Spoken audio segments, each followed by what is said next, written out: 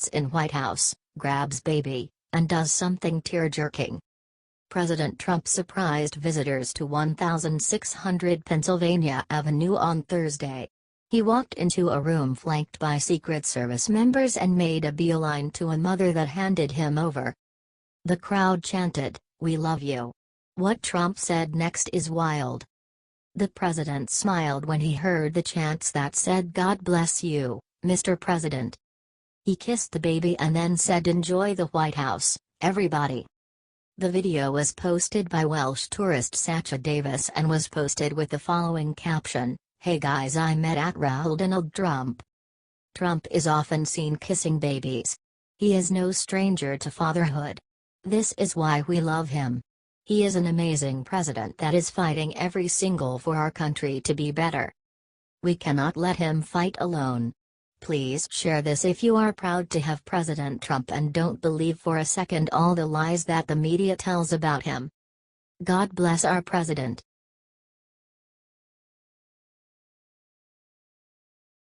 Comey doesn't want this video to get out. It shows him committing a horrible crime.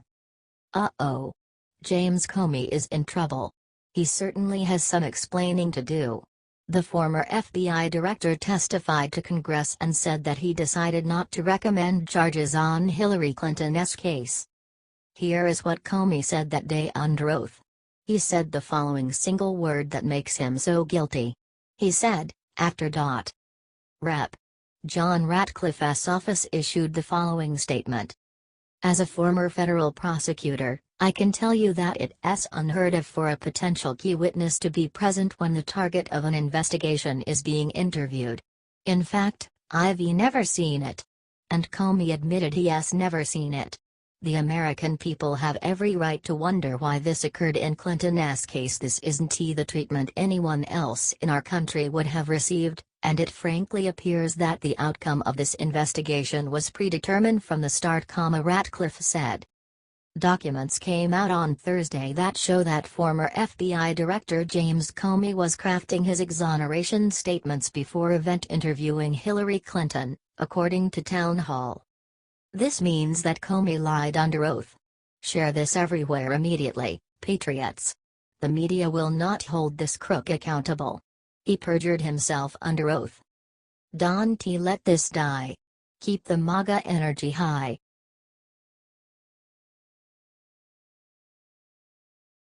Trump just gave a huge gift to our military men and women while pissing off the feds. Under President Trump's budget proposal, our military men and women, who give so much of themselves to preserve our freedom, are getting a raise. And that raise will not be affected by the cut the president will give to federal employees. Civilian federal employees were expecting to get a raise, too, of 1.9%. This would have been an automatic raise, and include an additional cost of living raise. But Trump has determined that is not appropriate. They will still get a raise, just not as much as anticipated. Trump explained in a letter to Paul Ryan and Mike Pence, that he has authority to change federal salaries in times of national emergency or serious economic conditions affecting the general welfare.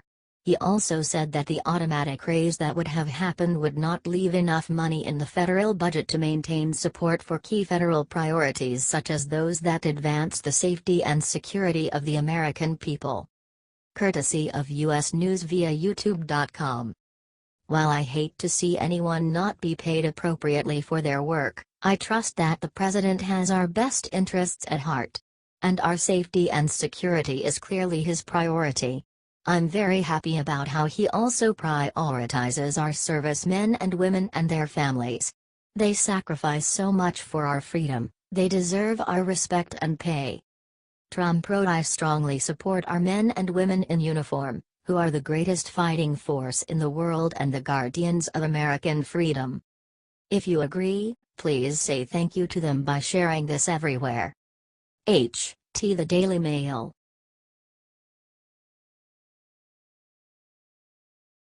Trump just turned and said one thing to Harvey relief effort organizers that will fill every American with pride. Hurricane Harvey has been a horrible reminder of the power of nature to cause devastation, But if there is a silver lining, it has also been a reminder of the power of Americans to work together to help each other. President Trump said exactly this when he invited representatives from the Red Cross, Salvation Army, and Southern Baptist disaster relief organizations to thank them for their tireless efforts to help those in need. President Trump applauded the efforts and quick response of these three organizations to install relief efforts to those in Houston and the surrounding area, as well as the work of Vice President Mike Pence to visit the people of Houston. Here's what Trump had to say. "These people have been absolutely incredible in what they've done. I would like to thank them and their staff and volunteers for the incredible work they're doing and in helping people affected by Hurricane Harvey." President Trump then asked First Lady Melania to speak, and she again thanked the efforts of volunteers and Americans helping each other through this horrible natural disaster. Watch President Trump's full statement here. Then the representatives from the relief groups followed up, thanking the other groups for their collaboration and combined efforts to help as many people in need. The Salvation Army has already served hundreds of thousands of meals and plans to serve millions to those in need. God bless America and our president. This is the power of America when we put aside our differences to help each other.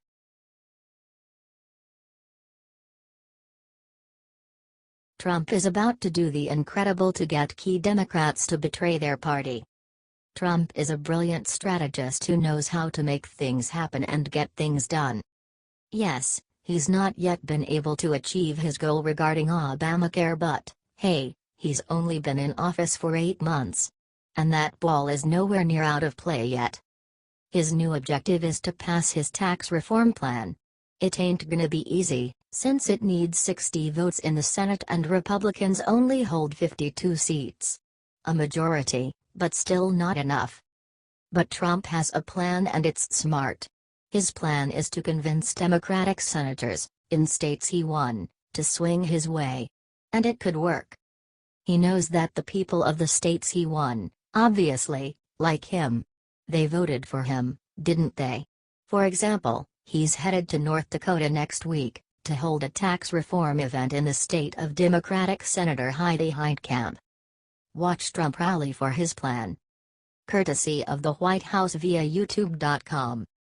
Heitkamp happens to be up for re-election next year. See where this is going? Our smart POTUS is also setting his sights on swinging Joe Donnelly of Indiana and Joe Manchin of West Virginia, also Democrats. These congressmen and women have their jobs to worry about, see? And Trump intends to try to use that to his advantage. Not a thing wrong with that. Those representatives should represent by doing what their constituents want them to do, right? Of course, he's going to have to find a way to swing for others, but I believe there's a way, because I know Trump has the will. If you want to see Trump get tax reform done, please share with everyone, since he needs help. H.T. The Daily Mail.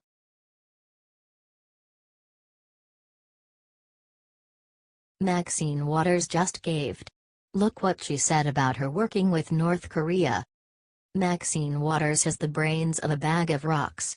She is now pushing negotiations with North Korea to, as she said, give them what they want.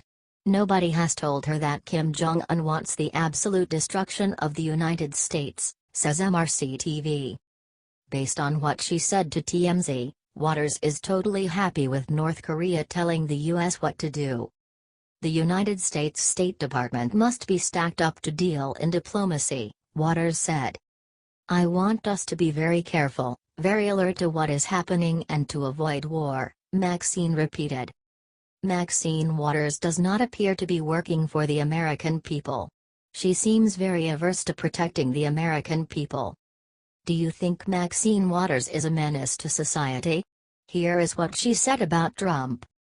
This is something that we should be very concerned about, but this is not the time to go bluffing and threatening. This is a time for a diplomacy, Waters said. Share this if you are tired of politicians bending over North Korea. We have had years and years of this and nothing has gotten done. Get this out there. Expose Maxine Waters for the yellow-bellied politician that she is. Come on, get this failure of a politician voted out of office.